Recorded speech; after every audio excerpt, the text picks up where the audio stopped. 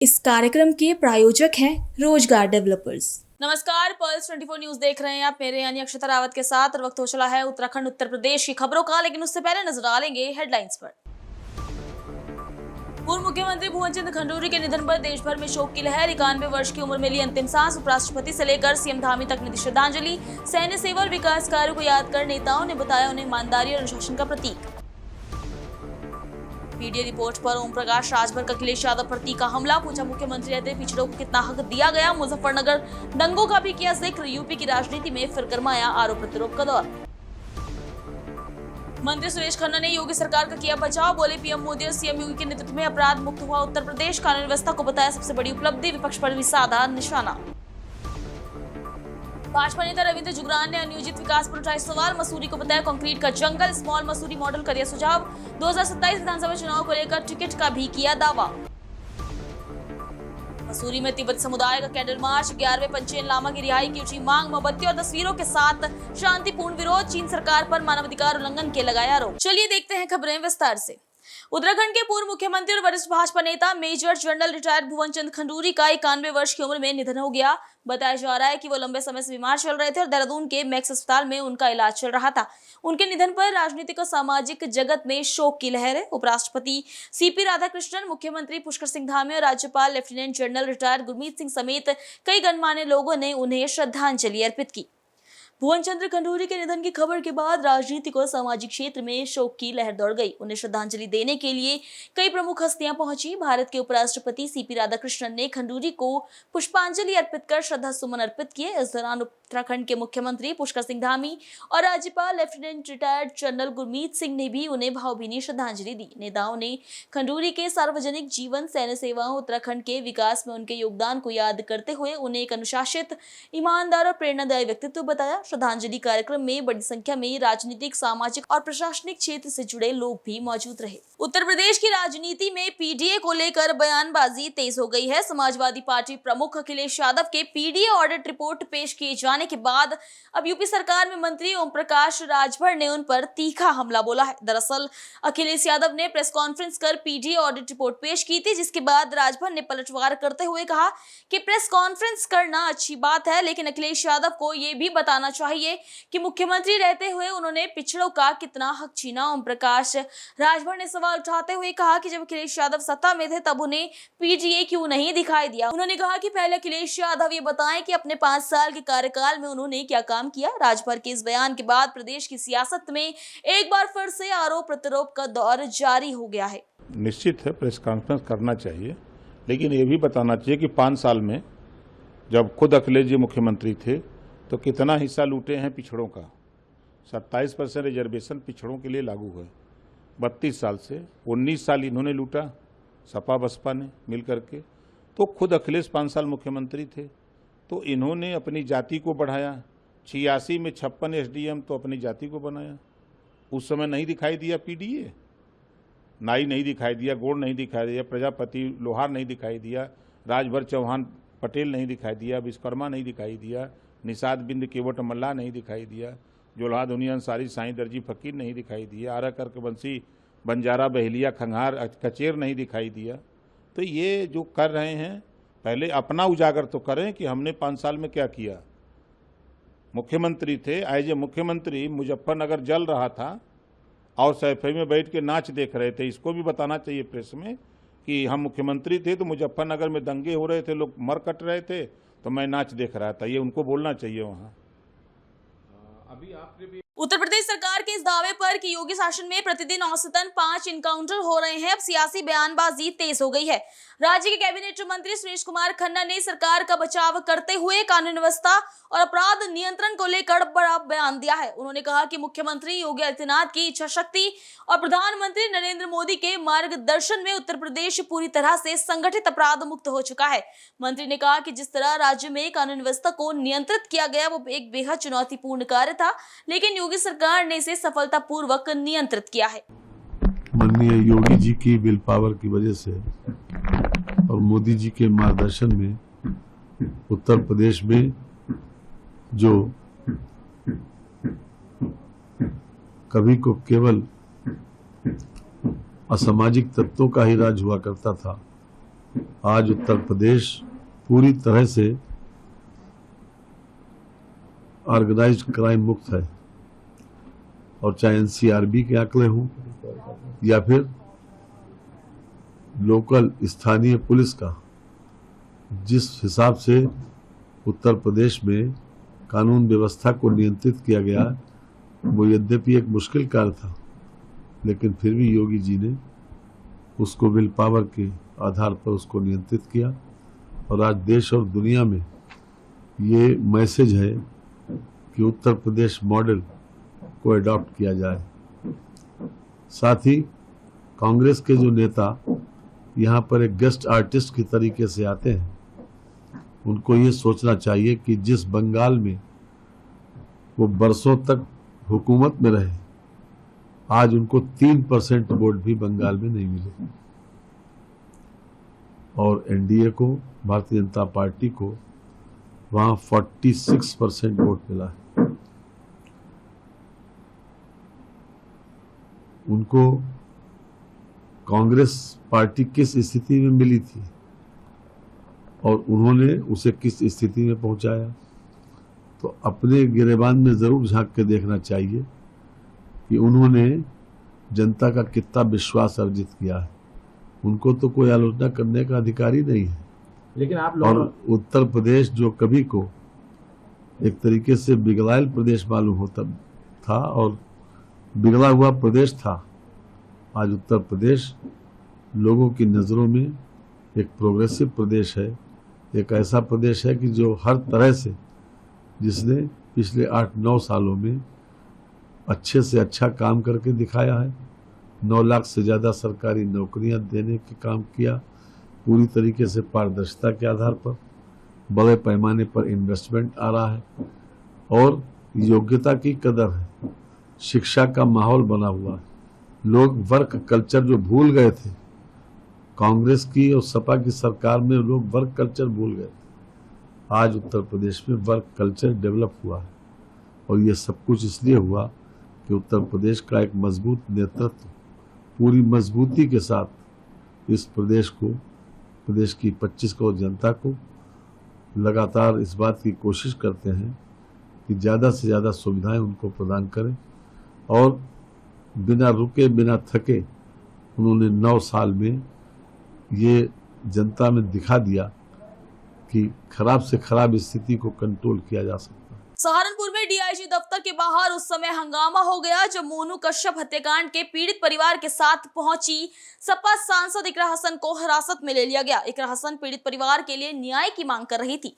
इस दौरान पुलिस कार्रवाई पर गंभीर सवाल उठे और मामला गर्मा गया। इकरा हसन का कहना है कि वो पीड़ित परिवार के लिए न्याय की मांग करते हुए डीआईजी से आश्वासन लेने पहुंची थी। उन्होंने बताया कि पीड़ित की माता अधिकारी के दफ्तर से रोते हुए बाहर निकली थी और वो लोग वहीं दूसरी एप्लीकेशन तैयार कर रहे थे। इस दौरान पुलिस मौके पर पहुंचे और इकरा हसन को हिरासत में लेकर महिला थाने ले जाया गया। सांसद का आरोप है कि उन पर रोड जाम करने का झूठा आरोप लगाया गया, जबकि कोई सड़क अवरोध नहीं था। इकरा हसन ने कहा कि उनके पास पूरी रिकॉर्डिंग मौजूद है जिसमें साफ है कि कोई भी रोड ब्लॉक नहीं किया गया था। उन्होंने ये भी आरोप लगाया कि अन्य परिजनों को भी हिरासत में लेकर जेल भेज दिया गया है। शासन लेने आए थे डीआईजी साहब से, उन्होंने बहुत सम्मान किया। उन्होंने माताजी उनके दफ्तर से रोती भी बाहर निकली। तो जब इतनी बात हो गई, हम भी वहां से उठकर आ गए। बाहर खड़े होके हम एक दूसरी एप्लीकेशन बनाने की बात ही कर रहे थे, इतने में वहां भी पुलिस आ गई। फिर जाहिर सी बात है हमारी उनसे बहस हुई कि यहाँ खड़ा रहना भी अपराध है। क्या पीड़ित परिवार डीआईजी के दफ्तर के गेट पे भी नहीं खड़ा हो सकता है? क्या अपनी गुहार लगाने हम कहाँ जाएं? आखिर अधिकारी पीड़ित लोगों की बात सुनने के लिए ही तो बैठे हैं। बाकायदा टाइम लेके हम गए हुए हैं, तो हम बाहर खड़े होकर अगर बात कर रहे हैं तो उस पर इन्होंने ये पूरा ड्रामा रचा है। मुझे वहां से महिला थाने ले जाया गया ये बोल के कि हमने रोड ब्लॉक किया है। हालांकि हमारे पास भी सारी रिकॉर्डिंग मौजूद है, कोई रोड 1 मिनट भी नहीं रुका। और दूसरे थाने में अन्य परिजनों को ले जाकर अब उन्हें जेल में डाल दिया गया है। हम ये पूछने आए हैं कि क्या अधिकारियों के पास अपनी पीड़ा को लाना, अपने दुख को जाहिर करना, क्या ये अपराध है? किस अपराध में उन परिजनों को जेल में भेजा गया है? और अगर उन्हें जेल में भेजा गया तो मुझे भी भेजे, नहीं तो उन्हें रिहा करें। यही हमारी मांग है। हम सबको अभी कोई आश्वासन नहीं मिला है, इसलिए हम यहाँ पर मौजूद हैं और हम यहीं पे रहेंगे। अब आपका जो है अगला स्टेप क्या है? हम यहीं पे हैं जब तक कोई निर्णय नहीं होता है। कोई उन्होंने मर्डर तो करा नहीं है, कोई लूट मार तो करी नहीं है, कब तक जेल में रखेंगे, तब तक हम यहीं रहेंगे। मेरी तो मेरा कोई मामला नहीं है। मैं ये बताना चाहती हूँ कि वो जो महिला हैं वो पहले से भाजपा की सपोर्टर रही हैं, भाजपा के वो लोग वोटर रहे हैं, कश्यप समाज से हैं, वो मुस्लिम भी नहीं है कि उनके लिए कोई अलग कानून हो, वो कश्यप समाज से हैं, उनकी भी आज पीड़ा का ये हाल है। हम उन्हें साथ लेकर गए तो डीआईजी साहब से सिर्फ आश्वासन चाहते थे कि निष्पक्ष जांच हो जाए, वो भी उनसे नहीं दिया गया और साथ में ये किया कि उन्हीं के परिजनों को जेल भेज दिया गया है। आपको रोका भी गया सरसावा से आने के लिए? वहां पर बैरिकेडिंग लगाई गई, सरसावे में, हसनपुर चुंगी में हमें जिले में घुसने से भी रोका जा रहा था, लेकिन ये हमारा घर है, हम यहाँ के रास्ते जानते हैं, हम यहाँ पहुंचे हैं और अब हमारी एक ही मांग है, मुझे कोई आपत्ति नहीं है, मेरे लोग मेरे साथ आए थे, या तो मेरे पर भी मुकदमा हो, 151 में वही कार्रवाई हो, या फिर उन्हें रिहा किया जाए। पुलिस प्रशासन की कहीं ना कहीं बातचीत जो निकल के आई वो ये कह रहे हैं कि हमारी ऐसी क्या बातचीत हो सकती है, और एक सपा सांसद वो भी महिला, हम उनको कैसे इस तरह की बात कर सकते हैं? किस तरह की? कि उनको जाने मेरे साथ नहीं, जो महिला मेरे साथ गई थी, जो मृतक की मां है, जो पीड़िता थी, जो मेरे साथ गई थी, उनको बेइज्जत करके वहां से बाहर निकाला गया, इस हद तक कि वो रोती हुई बुजुर्ग महिला वहां से बाहर निकली। अगर मेरे साथ गया हुआ कोई भी इंसान इस तरीके से बेइज्जत होगा तो वो मेरी बेइज्जती है। तो अब आपका अगला क्या होगा? अब हम यहाँ इनके इंतजार में हैं कि या तो ये मेरे पर चालान करे, उससे भी हम संतुष्ट हैं, वो नहीं कर सकते तो ये उन्हें रिहा करें। भाजपा के वरिष्ठ नेता रविंद्र जुगरान ने पत्रकार वार्ता कर मसूरी में बढ़ते अनियोजित निर्माण और अव्यवस्थित विकास पर चिंता जताई है। उन्होंने कहा कि पर्यटन नगरी मसूरी तेजी से कंक्रीट के जंगल में बदलती जा रही है। उन्होंने कहा कि मसूरी पर बढ़ते दबाव को कम करने के लिए आसपास के क्षेत्रों में स्मॉल मसूरी के रूप में विकसित किया जा सकता है, लेकिन संबंधित विभाग इस दिशा में गंभीरता से कार्य नहीं कर रहे हैं। इसके चलते शहर में जाम, पार्किंग संकट और अवैध निर्माण लगातार बढ़ रहे हैं। पत्रकारों से बातचीत करते हुए रविंद्र जुगरान ने कहा कि मसूरी देहरादून विकास प्राधिकरण का गठन नियोजित विकास के लिए किया गया था, लेकिन हालात इसके उलट नजर आ रहे हैं। उन्होंने आरोप लगाया कि अधिकारियों की लापरवाही और इच्छा शक्ति की कमी के कारण मसूरी का प्राकृतिक स्वरूप प्रभावित हुआ है। 2027 विधानसभा चुनाव को लेकर पूछे गए सवाल पर रविंद्र जुगरान ने कहा कि वो मसूरी विधानसभा से भाजपा के मजबूत दावेदार हैं। उन्होंने कहा कि पिछले 25 वर्षों से वो लगातार जनहित के मुद्दों को उठाते रहे हैं और यदि पार्टी उन्हें अवसर देती है तो वो मसूरी के पारदर्शी सुनियोजित विकास के लिए कार्य करेंगे। तो पर्वतों की रानी के रूप में जाना जाता है और देश में नहीं दुनिया में मसूरी की एक पर्यटन नगरी, एक हिल स्टेशन के रूप में पहचान है। मसूरी को यूरोप में, अमेरिका में सब जगह पहचाना जाता है। हमको मसूरी को जब पर्यटन नगरी के रूप में, पर्वतों की रानी के रूप में, इसका जो ग्लोरी है, इसका जो नाम है, इसकी जो विख्यात एक छवि है, हमको इसको इस रूप में बनाना होगा।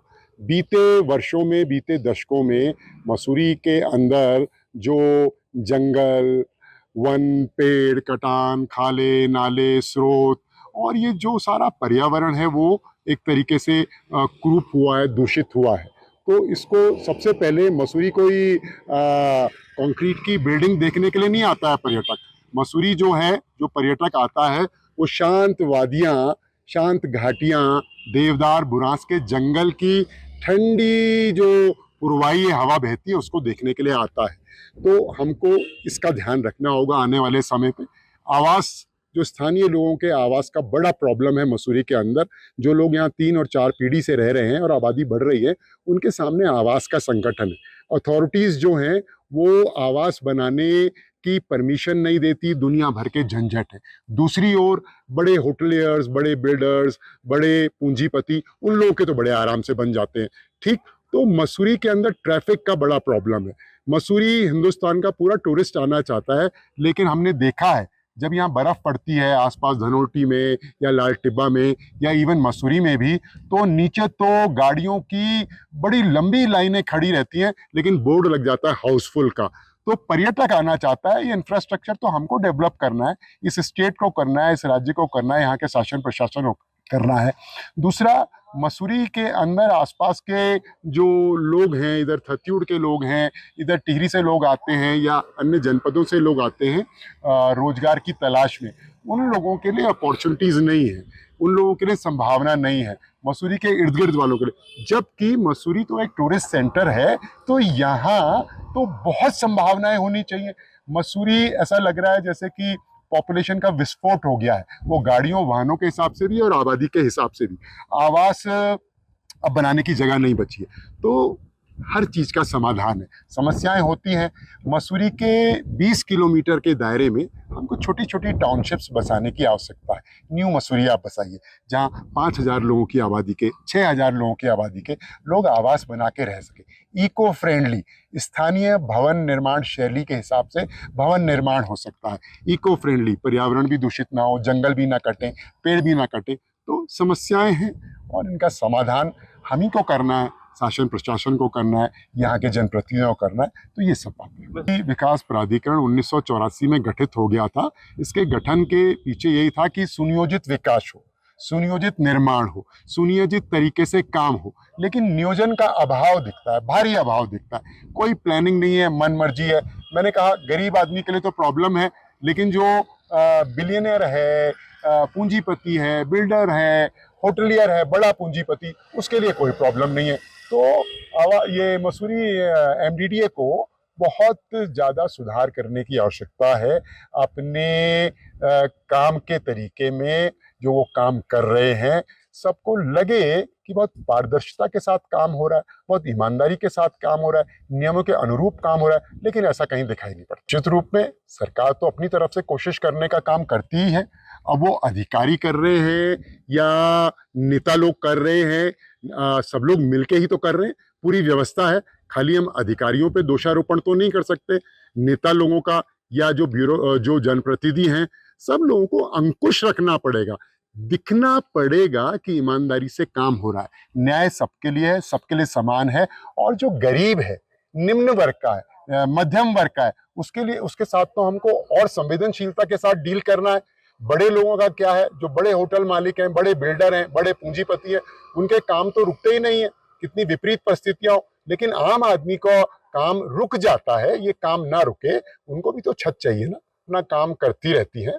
लेकिन आवाम को, नागरिकों को, जनप्रतिनिधियों को, इवन मीडिया को, आप चौथा स्तंभ है, मीडिया को भी उतनी जागरूक, सब जब इकट्ठे होंगे, समावेशी होगा, समग्र रूप से काम करेंगे, तब कुछ रिजल्ट्स आएंगे। खाली सरकार के भरोसे सारी व्यवस्थाएं सुदृढ़ नहीं हो सकती। सबको अपने आंख, नाक, कान खोल के रखने पड़ेंगे, तब ही रिजल्ट्स मिलेंगे, परिणाम। तो मसूरी के हैं, क्षेत्रीय विधायक अपना काम करते हैं, बहुत सक्रिय हैं, उसमें कोई दो राय नहीं है। रूप में जनता ऐसा कह रही है और मैं स्वयं भी ऐसा कह रहा हूँ कि मैंने भी प्रस्तुत किया है अपनी दावेदारी को। अवसर मिलेगा तो निश्चित रूप में आगे और बेहतर जो है काम करने की कोशिश करेंगे। केवल कमल का फूल ही रहेगा टिकट, व्यक्तियों से फर्क नहीं पड़ता है। व्यक्ति नाम वाम तो सब पे होते हैं, ABCD, लेकिन हमारा जो सिंबल है वो कमल का फूल ही रहेगा। कमल के लिए ही काम करेंगे, कमल ही रहेगा। संभावनाएं हर जगह है, संभावनाओं की कोई कमी नहीं है। पर्यटन नगरी मसूरी में तिब्बती महिला संगठन के नेतृत्व में तिब्बती समुदाय के लोगों ने 11वें पंचेन लामा की रिहाई की मांग को लेकर कैंडल मार्च निकाला।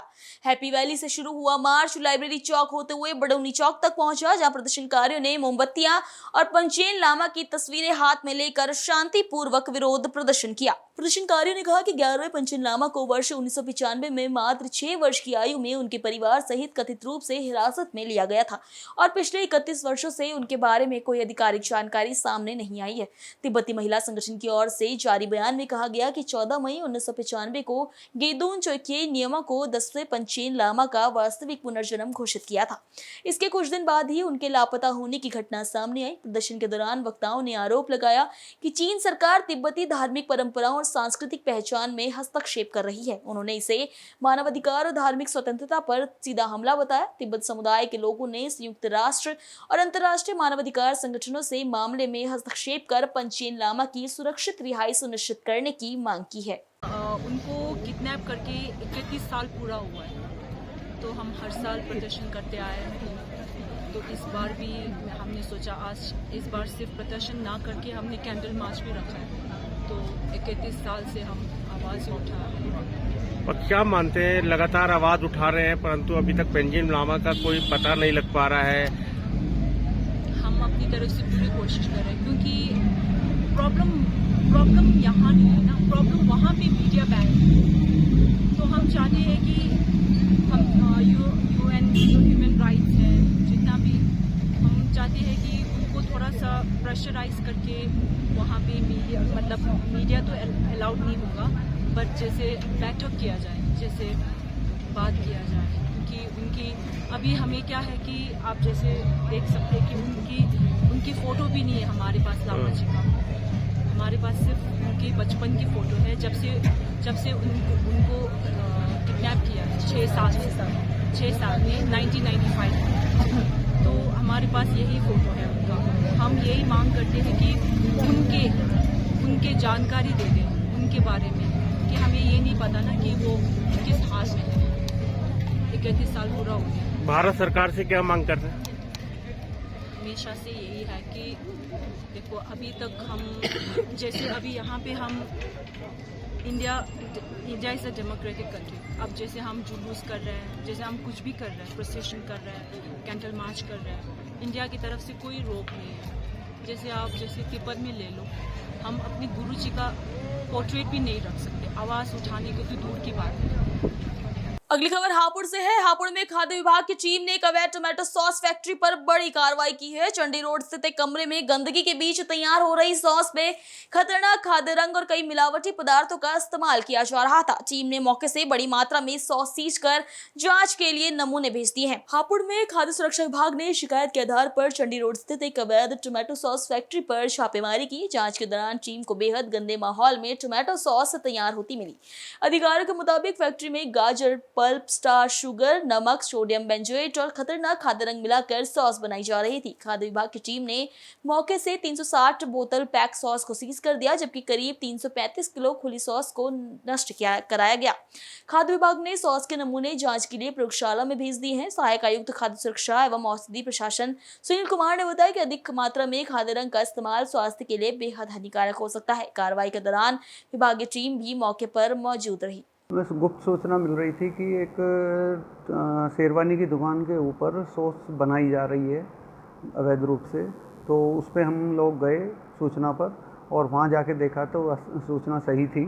तेजेंद्र नाम के व्यक्ति के नाम रजिस्ट्रेशन था, और ऊपर सॉस बनाई जाती जिसमें बहुत अधिक मात्रा में कलर मिलाया जा रहा था, और बोतल में पैक किया जा रहा था। उसे खुले 3 ड्रमों में रखी हुई मिली, और वहाँ हमने पूरी जांच की तो अनहाइजीन कंडीशन में पाया गया, और कलर बहुत अधिक मात्रा में था, और सोडियम बेंजोएट और गाजर पल्प, स्टार शुगर, नमक, ये सब मिला रहे थे। तो कहीं ना कहीं बहुत अच्छी क्वालिटी का वो मटेरियल नहीं था, साफ़ सफाई भी नहीं थी, तो इसलिए उस पर नमूना भर के हमने जांच को भेज दिया। जो बोतल थी वो सारी हमने सीज कर दी हैं। लगभग 30 पेटी बोतल थी, जिनमें एक पेटी में 12 बोतल थी, जो लगभग 22,680 रुपये की कीमत की थी।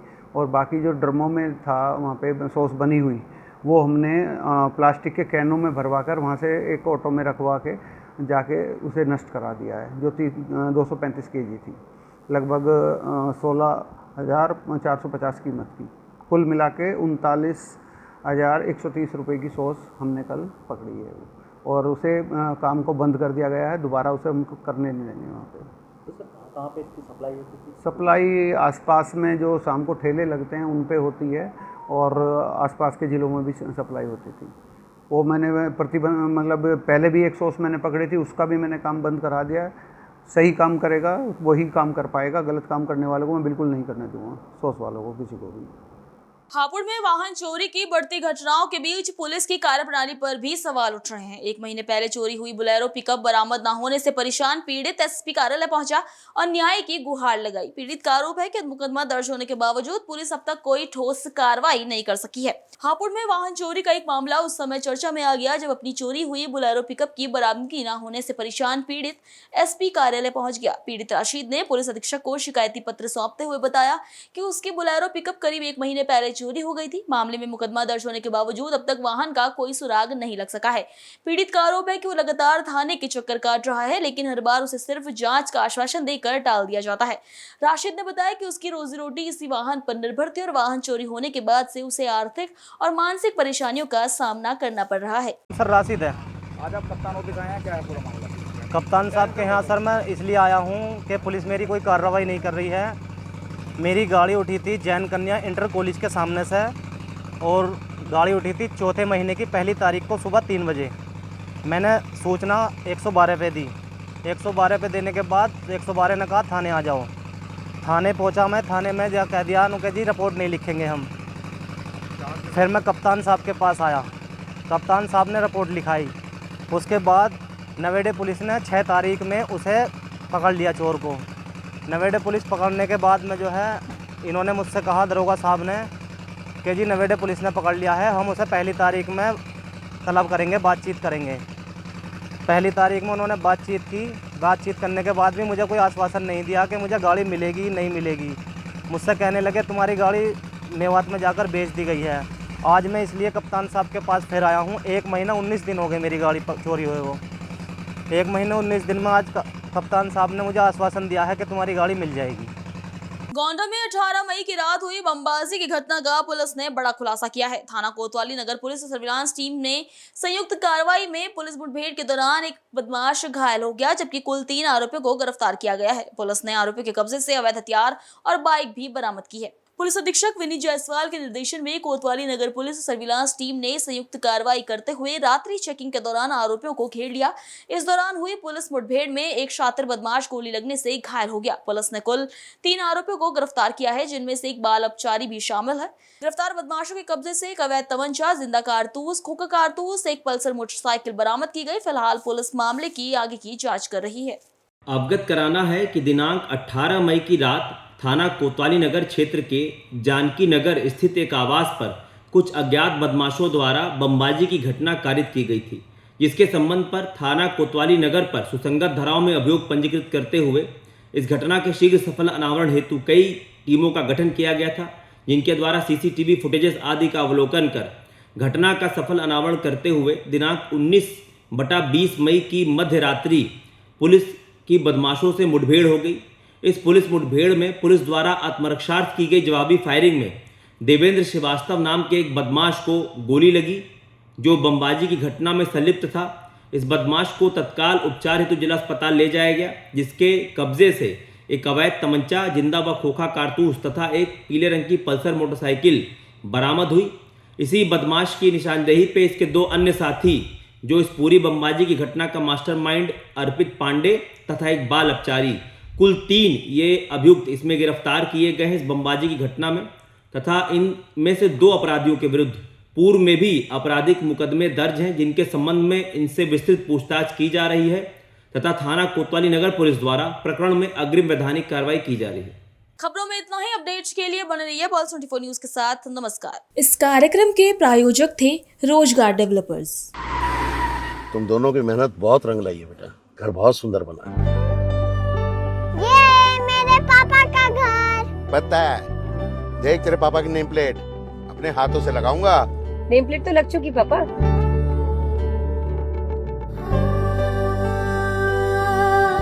असल मेहनत तो आपने किया पापा, मुझे इस काबिल बनाने के लिए। वो जिंदगी भर किराए के मकान में रहे, लेकिन तो आज ये घर मेरा नहीं, ये है मेरे पापा का घर।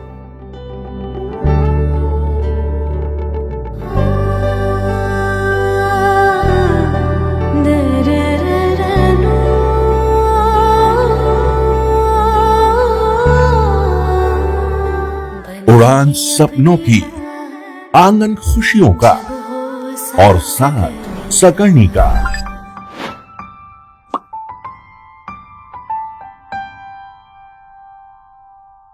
60 वर्षों से आपके साथ मनोरंजन और संस्कार का संगम, जाह्नवी मैगजीन।